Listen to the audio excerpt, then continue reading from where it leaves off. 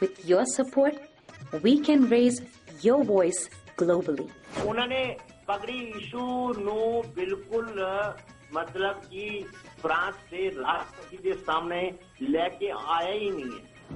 With your support, we can address those issues that no other media talks about.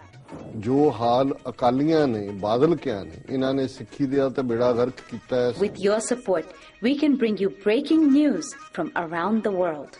It's about consulting our allies and having a dialogue. These lessons, as I stated, was learned while working with our coalition partners. With your support, we can educate and inform everyone about who Sikhs are and connect our youth to Sikhi.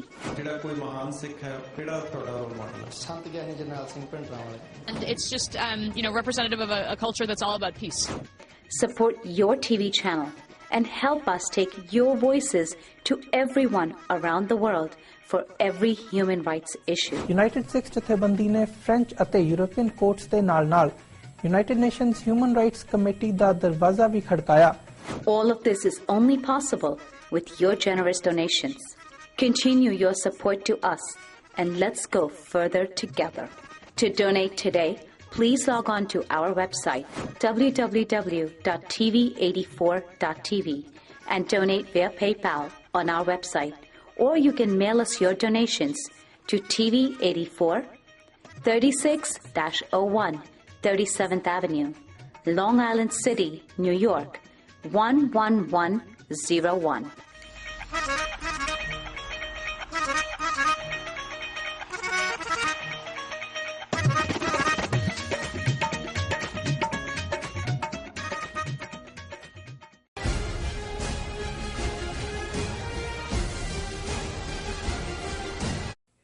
दर्शकों break तो बाद थोड़ा स्वागत है जी। Doctor साहब साडे कोल पहला Facebook message है सिडनी आस्ट्रेलिया तो वीर उपजीत सिंह जी दा। ਇਹ ਲਿਖਦੇ ਹਨ ਪਿਆਰੇ ਡਾਕਟਰ ਸਾਹਿਬ ਵਾਹਿਗੁਰੂ ਜੀ ਕਾ ਖਾਲਸਾ ਵਾਹਿਗੁਰੂ ਜੀ ਕੀ ਫਤਿਹ। ਮੈਨੂੰ ਯਕੀਨ ਹੈ ਕਿ ਤੁਹਾਨੂੰ ਇਸ ਬਾਰੇ ਪਤਾ ਹੋਣਾ। ਮੈਨੂੰ ਯਾਦ ਹੈ ਜਦੋਂ ਤੁਸੀਂ ਇਹਨਾਂ ਹਿੰਦੂਆਂ ਦਾ ਹਵਾਲਾ ਦਿੰਦੇ ਹੋਏ ਕਿਹਾ ਸੀ ਕਿ ਜਾਂ ਤਾਂ ਇਹ ਤੁਹਾਡੇ ਗੱਲ ਨੂੰ ਪੈਣਗੇ ਜਾਂ ਫਿਰ ਤੁਹਾਡੇ ਪੈਰ ਫੜ ਲੈਣਗੇ। ਇਸ ਵਿੱਚ ਕੋਈ ਸ਼ੱਕ ਨਹੀਂ ਕਿ ਇਹ ਵਾਨਰ ਸੈਨਾ ਬਾਂਦਰਾਂ ਦੀ ਸੈਨਾ ਹੈ। ਮੇਰੇ ਦਾਦਾ ਜੀ ਜੱਬਲਪੁਰ ਕੈਂਟ ਵਿੱਚ ਫੌਜੀ ਸਨ। ਕੈਂਟ ਵਿੱਚ ਬਾਂਦਰਾਂ ਦੇ ਬੋਲਬਾਲੇ ਨੇ ਨੱਕ ਵਿੱਚ ਦਮ ਕੀਤਾ ਹੋਇਆ ਸੀ। ਇਤਫਾਕਨ ਜੱਬਲਪੁਰ ਕੈਂਟ ਦਾ ਇਲਾਕਾ ਖਤਰਨਾਕ ਅਤੇ ਵੈਲੀ ਬਦਮਾਸ਼ਾਂ ਲਈ ਵੀ ਜਾਣਿਆ ਜਾਂਦਾ ਸੀ। ਇੱਕ ਵਾਰ ਇੱਕ ਬਰਤਾਨਵੀ ਅਫਸਰ ਨੂੰ ਇੱਥੇ ਤੈਨਾਤ ਕੀਤਾ ਗਿਆ ਸੀ। ਉਹ ਕਹਿੰਦਾ ਕਿ ਇਹ ਬਾਂਦਰ ਝੁੰਡ ਬਣਾ ਕੇ ਸ਼ੈਤਾਨੀਆਂ ਕਰਦੇ ਹਨ ਅਤੇ ਦੂਜਿਆਂ ਨੂੰ ਤੰਗ ਕਰਦੇ ਹਨ। ਅਸਲ ਇਹਨਾਂ ਦਾ ਇਲਾਜ ਇਹ ਹੈ ਕਿ ਇਹਨਾਂ ਦੇ ਲੀਡਰ ਨੂੰ ਬੁਰੀ ਤਰ੍ਹਾਂ ਜ਼ਖਮੀ ਕਰ ਦਿੱਤਾ ਜਾਣਾ ਚਾਹੀਦਾ ਹੈ। ਜੇ ਇਹਨੂੰ ਜਾਨੂ ਮਾਰ ਦਿਓਗੇ ਤਾਂ ਬਾਂਦਰ ਛੇਤੀ ਹੀ ਭੁੱਲ ਜਾਣਗੇ ਤੇ ਨਵਾਂ ਲੀਡਰ ਚੁਣ ਲੈਣਗੇ। ਫੌਜ ਨੇ ਇਵੇਂ ਹੀ ਕੀਤਾ। ਹੈਰਾਨੀਜਨਕ ਇਹ ਸੀ ਕਿ ਬਾਂਦਰਾਂ ਨੇ ਭੱਜ ਕੇ ਜੰਗਲ ਵਿੱਚ ਜਾ ਡੇਰੇ ਲਾਏ। ਫਿਰ ਪੁਲਿਸ ਕਮਿਸ਼ਨਰ ਨੇ ਇਸ ਤੋਂ ਸਿੱਖਿਆ ਲੈਂਦਿਆਂ ਇਹ ਤਰਕੀਬ ਬਦਮਾਸ਼ਾਂ ਤੇ ਅਪਣਾਈ ਤੇ ਅਗਲੇ 5 ਸਾਲਾਂ ਤੱਕ ਉੱਥੇ ਸ਼ਾਂਤੀ ਰਹੀ। ਇਹ ਹਿੰਦੂ ਬਾਂਦਰ ਦੂਜਿਆਂ ਨੂੰ ਤੰਗ ਇਸ ਲਈ ਕਰ ਰਹੇ ਹਨ ਕਿਉਂਕਿ ਇਹਨਾਂ ਦੇ ਅਕਾਵਾਂ ਨੇ ਇਹਨਾਂ ਦੇ ਪਟੇ ਖੋਲ ਦਿੱਤੇ ਹਨ। ਇਹਨਾਂ ਨੂੰ ਇਹ ਗੱਲ ਸਮਝ ਨਹੀਂ ਆਉਂਦੀ ਕਿ ਇਹਨਾਂ ਬਾਂਦਰਾਂ ਲਈ ਸਿਰਫ ਇੱਕ ਸ਼ੇਰ ਕਾਫੀ ਹੈ। ਸ਼ੇਰ ਕਾਫੀ ਹੈ। ਇਸ ਗੱਲ ਦਾ ਸਭ ਨੂੰ ਪਤਾ ਹੈ ਕਿ ਸਿੰਘਾਂ ਨੇ ਪਹਿਲਾਂ ਕਦੇ ਕਿਸੇ ਨੂੰ ਲਲਕਾਰਿਆ ਨਹੀਂ। ਇਹਨਾਂ ਹਿੰਦੂਆਂ ਨੇ ਲਲਕਾਰ ਰੈਲੀ ਨਾਮ ਦਾ ਕੋਈ ਪਖੰਡ ਸ਼ੁਰੂ ਕੀਤਾ ਹੈ। ਡਾਕਟਰ ਸਾਹਿਬ ਇਸ ਬਾਰੇ ਮੈਂ ਤੁਹਾਡੇ ਵਿਚਾਰ ਜਾਨਣਾ ਚਾਹੁੰਦਾ ਹਾਂ ਬਹੁਤ ਹੀ ਪਿਆਰ ਤੇ ਸਤਿਕਾਰ ਸਾਥ। ਜੀ ਡਾਕਟਰ ਸਾਹਿਬ। ਵੀਰ ਉਪਜੀਤ ਸਿੰਘ ਜੀ ਦਾ ਬਹੁਤ ਬਹੁਤ ਸ਼ੁਕਰੀਆ। ਉਹਨਾਂ ਨੇ ਸਾਨੂੰ ਸਿਡਨੀ ਆਸਟ੍ਰੇਲੀਆ ਤੋਂ ਲਿਖਿਆ ਜੀ। ਇਹ ਸਾਡੇ ਬਹੁਤ ਹੀ ਸੁਹਿਰਦ ਸਰੋਤੇ ਨੇ ਔਰ ਇਹਨਾਂ ਦੀ ਲਿਖਤ ਵੀ ਹਾਲਾਂ ਇਹਨਾਂ ਦੇ ਵਨ ਲਾਈਨਰ ਕਾਫੀ ਸਮੇਂ ਦੇ ਆਏ ਹੋਏ ਨੇ। ਕੁਛ ਇਸ ਕਿਸਮ ਦੀ ਉਲਝਣ ਹੀ ਹੁੰਦੀ ਹੈ ਕਿ ਅਸੀਂ ਉਹ ਸੈਗਮੈਂਟ ਨੂੰ ਦੁਬਾਰਾ ਸ਼ੁਰੂ ਨਹੀਂ ਕਰ ਸਕੇ, ਪਰ ਇਹ ਪੂਰੇ ਪਿਆਰ ਦੇ ਨਾਲ ਔਰ ਕੌਮੀ ਦਰਦ ਦੇ ਨਾਲ ਜਿਹੜਾ ਭਿੱਜੇ ਹੋਏ ਨੇ ਔਰ ਹਮੇਸ਼ਾ ਸਾਨੂੰ ਇਹ ਲਿਖਦੇ ਵੀ ਨੇ। ਜਦੋਂ ਵੀ ਹੁਣ ਕਈ ਵਾਰੀ ਗੈਪ ਪੈਂਦਾ ਉਹਨਾਂ ਨੇ ਲਿਖਿਆ ਸੀ ਕਿ ਵੀ ਇਹ ਕੁਆਇਟ ਬਿਜ਼ੀ ਰਹੇ ਪਿਛਲੇ ਸਮੇਂ 'ਚ ਜੀ। ਉਹਨਾਂ ਨੇ ਕਿਉਂਕਿ ਅਕਸਰ ਮੈਂ ਜਿਹੜਾ ਸ਼ਾਇਦ 19ਵੀਂ ਸਦੀ 'ਚ ਕਿਸੇ ਦਾ ਐਨਾਲਿਸਿਸ ਸੀ ਇਹਨਾਂ ਦੇ ਕਰੈਕਟਰ ਬਾਰੇ ਜਿਹਨਾਂ ਨੂੰ ਅੱਜ ਹਿੰਦੂਤਵ ਵੀ ਕਹਿੰਦੇ ਨੇ ਜਾਂ ਬ੍ਰਾਹਮਣਵਾਦੀ ਜੀ, ਕਿ ਇਹ ਈਦਰ ਐਟ ਯੋਰ ਥਰੋਟ ਔਰ ਐਟ ਯੋਰ ਫੀਟ ਜੀ, ਕਿ ਜਾਂ ਇਹ ਤੁਹਾਡੇ ਗਲ ਨੂੰ ਪੈਣਗੇ ਜਾਂ ਪੈਰੀ ਪੈ ਜਾਣਗੇ। ਸੋ ਜ਼ਾਹਰ ਹੈ ਕਿ ਵੀ ਇਹਨਾਂ ਨੇ ਉਸ ਨੂੰ ਹੀ ਆਧਾਰ ਬਣਾ ਕੇ ਔਰ ਬੇਸ਼ੱਕ ਇਹਨਾਂ ਦੀ ਕੁਐਰੀ ਤਾਂ ਲਲਕਾਰ ਰੈਲੀ ਜਿਹੜੀ ਕਿ ਪਿਛਲੇ ਦਿਨਾਂ 'ਚ ਕੁਛ ਇਸ ਕਿਸਮ ਦੇ ਹੀ ਜਿਨ੍ਹਾਂ ਦੇ ਆਕਾਵਾਂ ਨੇ ਜਿਨ੍ਹਾਂ ਦੇ ਪਟੇ ਖੋਲੇ ਹੋਏ ਨੇ ਰਾਦਰ ਇਹ ਹੈ ਹੀ ਉਹਨਾਂ ਦੇ ਏਜੰਸੀ ਦੇ ਕ੍ਰੀਏਟ ਕੀਤੇ ਹੋਏ ਡਿਫਰੈਂਟ ਏਜੰਸੀਜ਼ ਦੇ ਉਹਨਾਂ ਦੇ ਹੀ ਫੀਲੇ ਨੇ, ਉਹਨਾਂ ਦੇ ਲੈਟਰ ਹੈਡ ਵੀ ਇਹਨਾਂ ਦੇ ਕੋਲ ਏਜੰਸੀਆਂ ਦੇ ਦਫ਼ਤਰ 'ਚ ਹੀ ਪਏ ਹੁੰਦੇ ਨੇ, ਜਦੋਂ ਮਰਜ਼ੀ ਉਹਨਾਂ ਨੂੰ ਅਨਲੀਸ਼ ਕਰ ਦਿੰਦੇ ਨੇ ਜਾਂ ਉਹਨਾਂ ਦੇ ਨਾਂ ਤੇ ਬਿਆਨਬਾਜ਼ੀ ਕਰਕੇ, ਕਿਉਂਕਿ ਜਿਵੇਂ ਪੰਜਾਬ ਦੇ ਵਿੱਚ ਜੋ ਮਾਹੌਲ ਸਿਰਜਿਆ ਜਾ ਰਿਹਾ ਉਹਦੇ 'ਚ ਹੀ ਮੈਂ ਇਹਨੂੰ ਫਿੱਟ ਕਰਕੇ ਦੇਖਦਾ। ਇਹ ਵੱਖਰੀ ਗੱਲ ਹੈ ਕਿ ਜਦੋਂ ਇੱਕ ਕਾਊਂਟਰ ਜਿਹੜਾ ਚੈਲੰਜ ਇਹਨਾਂ ਨੂੰ ਦਿੱਤਾ ਗਿਆ ਕਿ ਆਓ ਭਾਈ ਅਸੀਂ ਤੁਹਾਨੂੰ ਬਿਆਸਾ ਨਹੀਂ ਟੱਪਣ ਦੇਣਾ ਜੀ, ਔਰ ਉਹਨਾਂ ਨੇ ਸਿੰਘਾਂ ਨੂੰ ਵੰਗਾਰ ਪਾਈ, ਸਿੰਘ ਨੇ, ਔਰ ਪੂਰੀ ਉਹਨਾਂ ਨੇ ਪ੍ਰੈਸ ਕਾਨਫਰੰਸ ਕਰਕੇ ਜਾਰੀ ਕੀਤਾ ਕਿ ਭਾਈ ਆ ਜਾਓ ਔਰ ਫਿਰ ਤੁਹਾਨੂੰ ਦੱਸਾਂਗੇ ਕਿ ਭਾਈ ਲਲਕਾਰ ਕੀ ਹੁੰਦੀ ਹੈ, ਤੇ ਉਸ ਦਾ ਜਵਾਬ ਉਹਨਾਂ ਨੇ ਵੰਗਾਰ ਦੇ ਰੂਪ 'ਚ ਦੇਣ ਦਾ ਜਿਹੜਾ ਉਹ ਐਲਾਨ ਕੀਤਾ।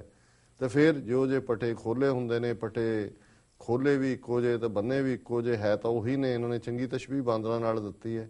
ਫਿਰ ਭੱਜ ਗਏ ਕਿ ਨਹੀਂ ਨਹੀਂ ਅਸੀਂ ਹਿੰਦੂ ਸਿੱਖ ਏਕਤਾ ਦੇ ਲਈ ਇਹ ਲਲਕਾਰ ਜਿਹੜੀ ਹੈ ਰੈਲੀ ਇਹ ਕੈਂਸਲ ਕਰ ਰਹੇ ਹਾਂ। ਸੋ ਕੁੱਲ ਮਿਲਾ ਕੇ ਇਹਨਾਂ ਵੱਲ ਤਾਂ ਖੈਰ ਮੇਰਾ ਖਿਆਲ ਹੈ ਧਿਆਨ ਵੀ ਨਹੀਂ ਸਾਨੂੰ ਦੇਣਾ ਚਾਹੀਦਾ, ਪਰ ਇਹਨਾਂ ਨੇ ਬੜਾ ਇੰਟਰਸਟਿੰਗ ਪਾਰਟ ਦਿੱਤਾ ਹੈ ਬਾਂਦਰਾਂ ਦੇ ਹਵਾਲੇ ਨਾਲ, ਜਬਲਪੁਰ ਸ਼ਹਿਰ ਔਰ ਆਪਣੇ ਨਿੱਜੀ ਬਾਬਾ ਜੀ ਦੇ ਐਕਸਪੀਰੀਅੰਸ ਤੋਂ।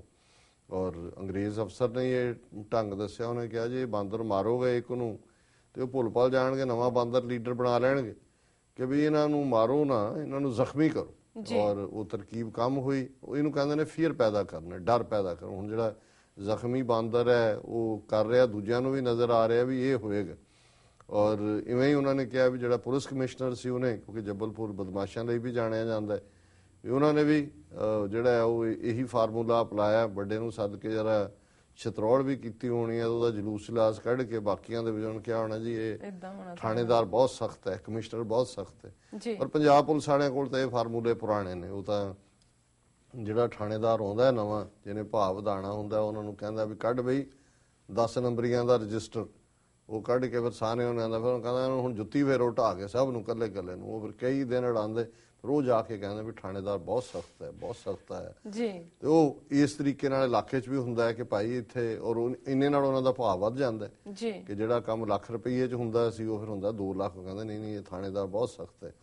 ਸੋ ਚਲੋ ਇਹਨਾਂ ਦਾ ਜਿਵੇਂ ਕਨਕਲੂਜਨ ਇਹੀ ਹੈ ਕਿ ਭਾਈ ਜਿਹੜਾ ਇੱਕ ਸ਼ੇਰ ਹੈ ਉਹ ਕਾਫੀ ਹੁੰਦਾ, ਪਰ ਕਾਸ਼ ਅਸੀਂ ਆਪਣੇ ਉਸ ਸ਼ੇਰ ਦੇ ਰੋਲ ਨੂੰ ਸਮਝ ਸਕੀਏ। ਅੱਜ ਹਾਲ ਸਾਡਾ ਇਹ ਹੈ, ਜਿਵੇਂ ਸੰਤ ਪਿੰਡਾਂ ਵਾਲੇ ਕੋਟ ਕਰਦੇ ਸੀ ਇਸ ਕਹਾਣੀ ਨੂੰ, ਕਿ ਭਾਈ ਸ਼ੇਰ ਦਾ ਬੱਚਾ ਜਿਹੜਾ ਉਹ ਰਲ ਗਿਆ ਭੇਡਾਂ ਦੇ ਵਿੱਚ, ਕਿਸੇ ਤਰੀਕੇ ਨਾਲ ਛੋਟਾ ਜਿਹਾ ਸੀ, ਭੇਡਾਂ ਦਾ ਸ਼ੇਰ ਕਿਤੇ ਚਲਾ ਗਿਆ, ਮੁੜ ਕੇ ਸ਼ੇਰਨੀ ਜਿਹੜੀ ਆ ਉਹਨੂੰ ਨਹੀਂ ਲੋਕੇਟ ਕਰ ਸਕੀ ਹੋਏਗੀ, ਤੇ ਉਵੇਂ ਹੀ ਉਹ ਉਹਨਾਂ 'ਚ ਹੀ ਭੇਡਾਂ ਵਾਂਗੂ ਹੀ ਵੱਡਾ ਹੋਇਆ। ਕੋਈ ਸ਼ੇਰ ਆ ਗਿਆ, ਉਹਨੇ ਜਦੋਂ ਪਵਕਾਰ ਮਾਰੀ, ਸਭ ਭੇਡਾਂ ਦੌੜੀਆਂ, ਉਹ ਵੀ ਨਾਲ ਹੀ ਦੌੜ ਪਿਆ। ਸ਼ੇਰ ਨੇ ਦੇਖਿਆ ਵੀ ਇਹ ਤਾਂ ਮੇਰੀ ਨਸਲ ਹੈ, ਉਹ ਉਹਨੂੰ ਲਿਆਇਆ ਘੇਰ ਕੇ, ਲਿਆ ਕੇ ਉਹਨੂੰ ਉਹਨੇ ਖੂਹ ਦੇ ਕੰਢੇ ਲਿਆ ਕੇ ਉਹਨੇ ਜਦੋਂ ਪਵਕਾਰ ਮਾਰੀ ਤਾਂ ਉਹਨੇ ਸ਼ਕਲ ਦੇਖੀ, ਉਹਨੇ ਕਿਹਾ ਵੀ ਇਹ ਤਾਂ ਮੇਰੀ ਸ਼ਕਲ ਹੀ ਹੈ, ਫਿਰ ਉਹਦੇ ਵਿੱਚੋਂ ਵੀ ਹੌਲੀ ਜਿਹੀ ਨਿਕਲੀ ਹੋਣੀ ਹੈ ਪਵਕਾਰ। ਸੋ ਗੱਲ ਇਹ ਹੈ ਵੀ ਸਾਡੇ ਜਿਹੜੇ ਸ਼ੇਰ ਨੇ ਆ, ਜਿਨ੍ਹਾਂ 'ਚ ਰਲ ਕੇ ਉਵੇਂ ਹੀ ਜਿਹੜੇ ਨੇ ਉਹ ਮਿਮਕਣ ਲੱਗ ਗਏ ਨੇ ਜੀ, ਮੈਂ ਕਰਦੇ ਨੇ ਭੇਡਾਂ ਦੀ ਤਰ੍ਹਾਂ। ਉਹਨਾਂ ਨੂੰ ਭੁੱਲ ਗਿਆ ਵੀ ਸ਼ੇਰ ਦੀ ਪਵਕਾਰ ਕੀ ਹੈ। ਔਰ ਇਹੀ ਗੱਲ ਜਿਹੜੀਆਂ ਮੀਟਿੰਗਸ ਵੀ ਵੀਕਐਂਡ ਤੇ ਹੋਈਆਂ, ਮੈਂ ਸਾਰਿਆਂ ਨੂੰ ਕਿਹਾ, ਮੈਂ ਕਿਹਾ ਭਾਈ ਸਾਹਿਬ, ਭਾਈ ਵੀਰ ਸਿੰਘ ਜੀ ਨੇ ਇੱਕ ਥਾਂ ਤੇ ਕਿਹਾ ਵੀ ਸ਼ੇਰ ਜਦੋਂ ਬੁੱਢਾ ਹੋ ਜਾਂਦਾ ਹੈ, ਭਾਵੇਂ ਸ਼ਿਕਾਰ ਨਹੀਂ ਕਰ ਸਕਦਾ, ਪਰ ਉਹ ਪਵਕਾਰ ਤਾਂ ਨਹੀਂ ਛੱਡਦਾ ਜੀ।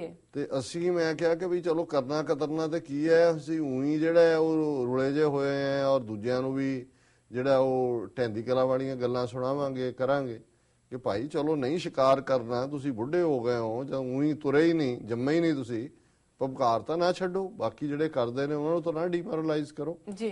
ਸੋ ਕੁੱਲ ਮਿਲਾ ਕੇ ਇਹਦੇ 'ਚ ਬਿਲਕੁਲ ਕੋਈ ਸ਼ੱਕ ਨਹੀਂ ਹੈ। ਔਰ ਸੰਤ ਪਿੰਡਾਂ ਵਾਲਿਆਂ ਨੇ ਆਪਣੇ ਜੀਵਨ ਕਾਲ ਦੇ ਵਿੱਚ, ਔਰ ਉਹਨਾਂ ਨੇ ਕਿਹਾ ਵੀ ਮੇਰਾ ਇਹੀ ਰੋਲ ਹੈ ਕਿ ਤੁਸੀਂ ਸ਼ੇਰ ਹੋ, ਗੁਰੂ ਗੋਬਿੰਦ ਸਿੰਘ ਦੇ ਪੁੱਤਰ ਧੀਆਂ ਹੋ, ਕਿ ਮੈਂ ਤਾਂ ਤੁਹਾਨੂੰ ਇਹੀ ਦੱਸਣਾ ਚਾਹੁੰਦਾ ਵੀ ਤੁਸੀਂ ਸ਼ੇਰ ਹੋ। ਜਿੱਦਾਂ ਤੁਹਾਨੂੰ ਇਹ ਪਤਾ ਲੱਗ ਗਿਆ ਸ਼ੇਰ ਹੋ, ਫਿਰ ਇੱਕ ਦੇ 1.25 ਲੱਖ ਸੇ ਇੱਕ ਲੜਾਉਂ ਦਾ ਮਤਲਬ ਵੀ ਇਹ ਸੀ ਕਿ ਫਿਰ 1.25 ਲੱਖ ਜਿਹੜਾ ਉਹ ਵੀ ਦੁਆਲੇ ਹੋਇਆ ਹੋਏ, ਤੇ ਤੁਹਾਡੀ ਉਹ ਜਿਹੜੀ ਖਾਲਸਾਈ ਸਪਿਰਿਟ ਹੈ ਉਹਨੂੰ ਉਹ ਡੈਂਪਰ ਨਹੀਂ ਕਰ ਸਕਦਾ, ਉਹਨੂੰ ਕਮਜ਼ੋਰ ਨਹੀਂ ਕਰ ਸਕਦਾ। ਸੋ ਇਹਨਾਂ ਦਾ ਬਹੁਤ ਬਹੁਤ ਸ਼ੁਕਰੀਆ ਵੀਰ ਰੂਪਜੀਤ ਸਿੰਘ ਜੀ ਦਾ, ਉਹਨਾਂ ਨੇ ਸਾਨੂੰ ਲਿਖਿਆ। ਜੀ ਰਸਾ ਥਰਾਨਿਆ ਬ੍ਰੇਕ। ਵਿਊਅਰਸ ਤੁਸੀਂ ਕਿਤੇ ਨਹੀਂ ਜਾਣਾ, ਮਿਲਦੇ ਹਾਂ ਛੋਟੇ ਬ੍ਰੇਕ ਤੋਂ ਬਾਅਦ।